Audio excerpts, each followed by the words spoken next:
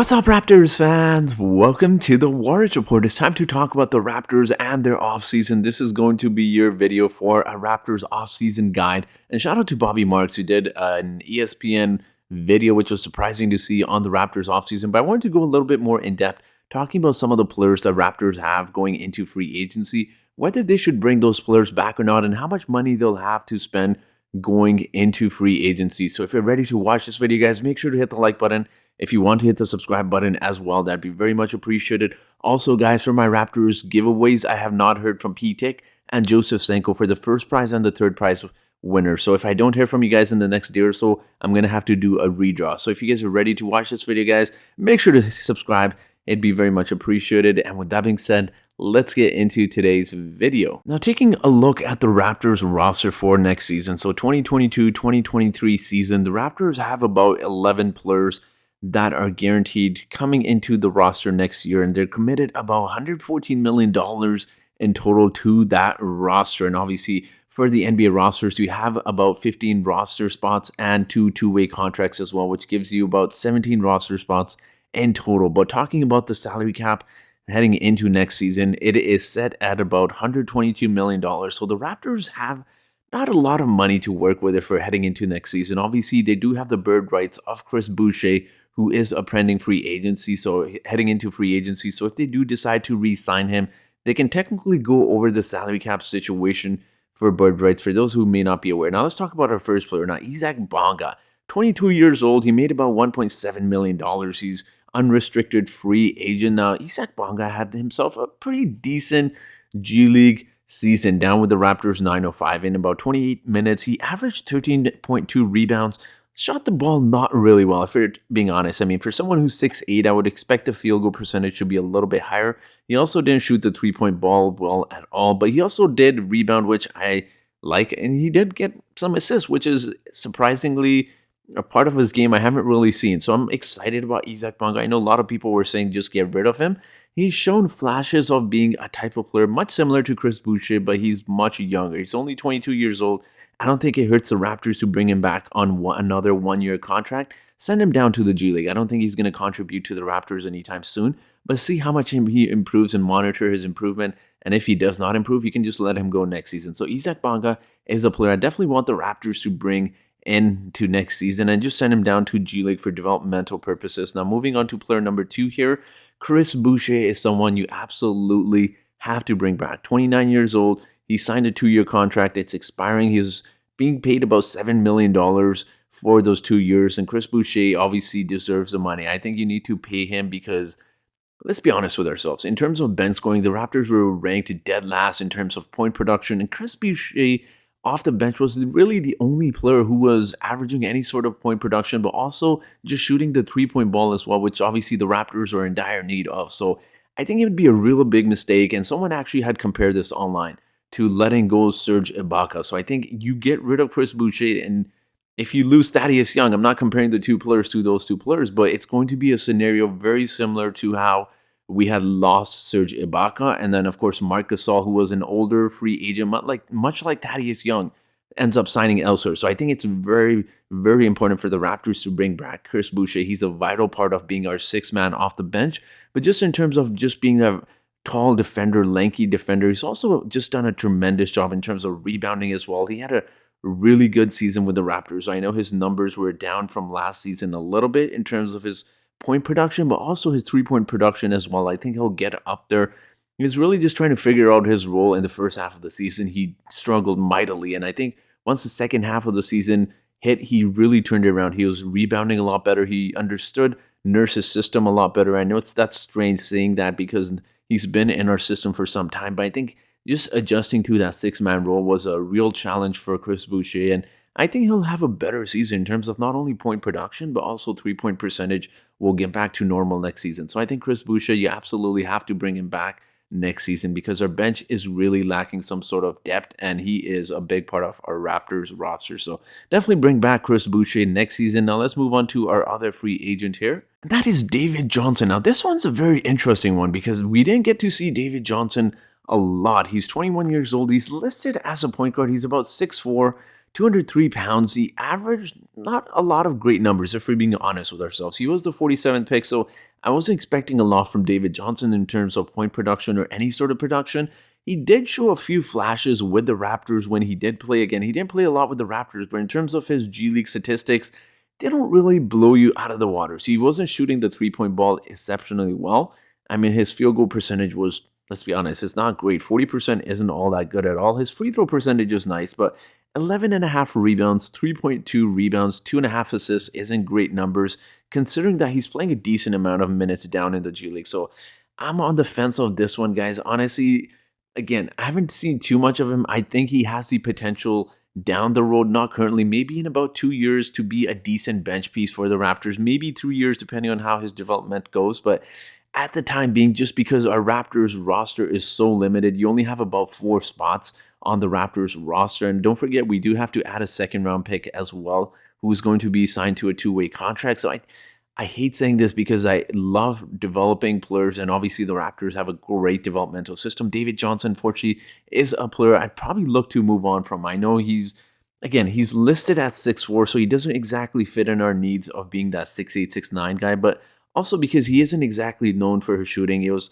a lot of mystery around David Johnson. He was having injuries, and we didn't really get to see him. So David Johnson, again, he could be a potential decent piece down the road, but I just think the Raptors have too many projects, and unfortunately, David Johnson is probably someone I'd like to move on from. Now, this one, of course, is a very interesting piece. Thaddeus Young. He signed, obviously, a three-year, $43.6 million contract, and he was being paid about $14.1 million. Now, that is a lot of money, guys, if we're being honest with ourselves. He is 34 years old, and if I'm being completely honest, I'm getting a feeling that Thaddeus Young may just leave. Obviously, he was a big part of coming over from the trade deadline in terms of we got some sort of bench player because Goran Dragic wasn't playing. So Thaddeus Young had himself a pretty decent season. Again, I don't want to focus too much on the stats with Thaddeus Young because there's so much more to him than just statistics. He was getting other guys involved. He had hockey assists where he obviously may not have gotten the assist, but he was passing to the guy who passed to the other guy. And I just think the impact he had on some of the young guys in terms of Precious Achiuwa, you just notice the difference of how much more confident Precious Achiuwa looked. And when we acquired Thaddeus Young, he was obviously mentoring a lot of the young guys. He's talked about OG Anunoby, Scotty Barnes. So he's a very, very important piece for us to bring back. He can play multiple positions. He's 6'8". He can guard multiple positions.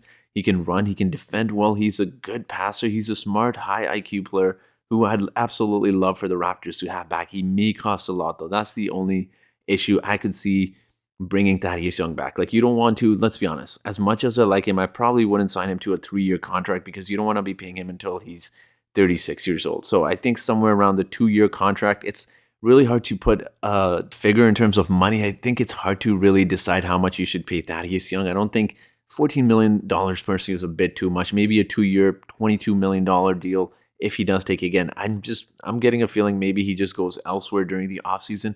He's obviously spoken very highly of from the Raptors in his exit interview. And just in terms of his scouting report, he's talked about the Raptors and how great it is. And him and Chris Boucher were just forming such a good chemistry. So it'd be awesome to have Thaddeus Young back. I would love to have him back. But in terms of someone else I am really high on, Justin Champagnie is someone I absolutely love.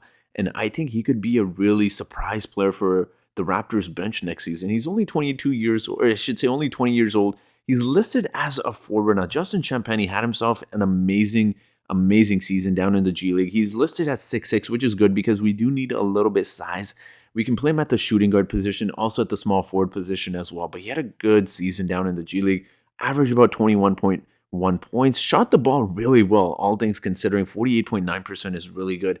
And look at that three-point percentage as well. 40.9% from the three-point line is really good. Again, Justin Champagnie, I really like him. I'm big on him. He can help with our rebounding off of the bench. He can also shoot the ball as well. And he's a good defender. So Justin Champagnie, I would like for the Raptors to bring him off the bench next season. Bring him back for a 2-3-year contract. I think he's a solid defender. He fits in with the Raptors and what they do. And I think he's going to be great. This is a no-brainer. I don't have to ramble too much about Justin Champagnie. You absolutely bring him back. Now, this one here is really tough, guys. I'm going to be honest. I absolutely love Yuta Watanabe, and it's sad to say that I think the Raptors will probably very likely move on from Yuta Watanabe just because we have so many guys that can kind of do what Yuta Watanabe does. And plus, we're kind of a little bit crowded, if we're being honest, in terms of our power forward position. So, as much as it pains me to say this, unfortunately, I don't think the Raptors will bring back Yuta. He's a great player to have. He's a very nice player in terms of he'll always do what the coach wants him to. He plays hard.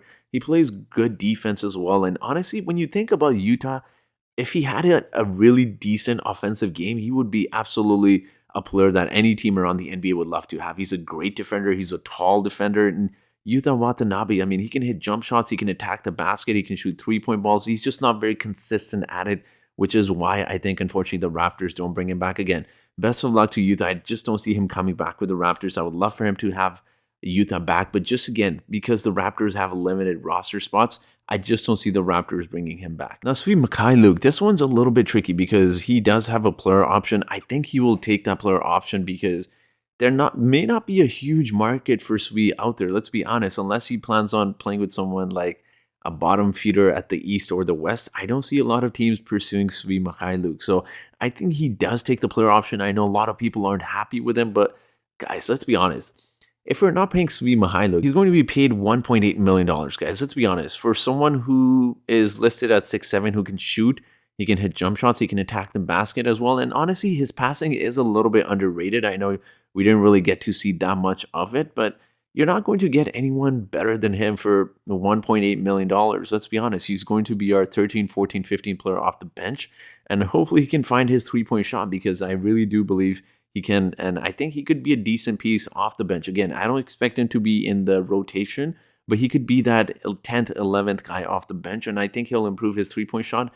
And he's also, I believe he's only about 24 years old, so it's not like he's very old. I think you can bring him back, give him another season, and I mean, you don't really have an option unless you plan on waiving him. It is a player option, so Svi Mykhailiuk, I think he's definitely coming back with the Raptors. All right, guys, so this is what our Raptors roster would look like heading into next season. So the 15-man roster spot. Now, again, I'm going to be honest with you guys. I know a lot of people like Armoni Brooks. His contract, I believe, is not fully guaranteed. So it's a contract similar to how Freddie Gillespie had signed, where it's partially guaranteed. So technically, the Raptors could waive him and create another roster spot. But assuming that all of these guys are here and no one is traded, this is the Raptors depth chart at each position heading into next season. So we have our centers in Cam, Precious, and Scotty. I'm putting Scotty there because he can play every position, and he's probably going to be playing the center position in our small ball lineup. And of course, you power forward, you have Pascal, you have Chris Boucher, and Isaac Bonga, who's probably going to be in the G League again next season. And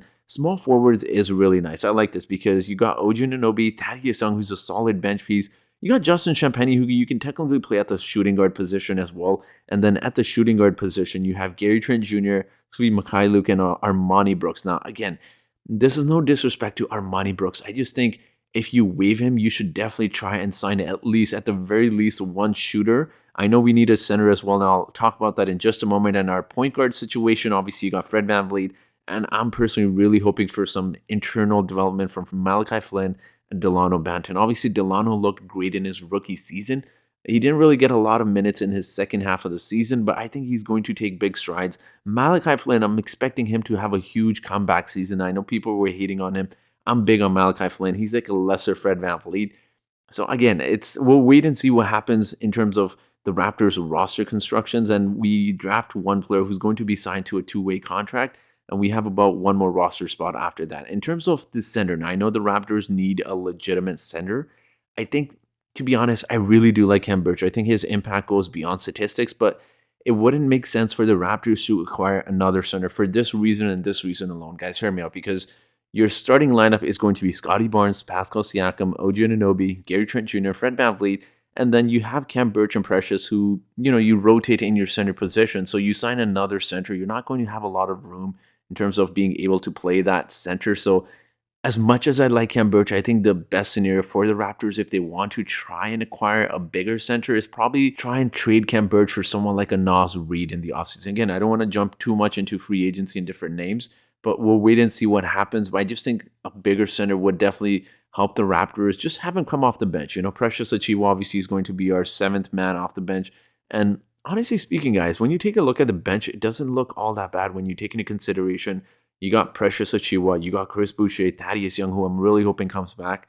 And then you got, of course, Malachi Flynn. And I'm hoping Justin Champagnie gets the shooting guard role, and that's a solid bench. I mean, Justin Champagnie, Malachi Flynn should be able to shoot three-pointers next season. I don't know what happened to him. And then, of course, you got Chris Boucher and Precious Achiuwa, who are really improving. Precious, I'm expecting big things from next season as well. So, again, I think you're not going to see a lot of free agency moves besides re-signing our own guys, just because the Raptors roster space is very limited, and I think the Raptors have limited money they can spend as well. So I think the Raptors are really going to be banking on the fact that some of these guys internal developmental growth. So obviously Precious Achiuwa being one of them, Delano Banton, Malachi Flynn. Obviously we got our starters, and Scotty Barnes, who is just spectacular rookie. You're expecting him to take huge strides next season, as well as our other four starters as well. But I think this is what the Raptors roster will look like. Obviously, I'm hoping they sign one more shooter. Maybe they can waive Armani and Svi Mykhailiuk and maybe sign a really good shooting guard shooter. Again, we'll wait and see what happens. I don't want to jump too much into free agency just yet, but I do want to hear from you guys. Which player do you think the Raptors need to bring back and let go of? Let me know your thoughts in the comment section below. And as always, guys, I do have a trivia question for you today. And that trivia question is, which of these players had the highest three-point percentage for the Raptors during the postseason? Was it A, Gary Trent Jr.? Was it B, Khem Birch? Was it C, Chris Boucher, or D, OG Anunoby? So whoever answers this trivia question correctly first in the comment section gets a shout out in my next video. So that will be it for today's video, guys. So thank you so much for watching, and I hope you guys have yourselves a great day.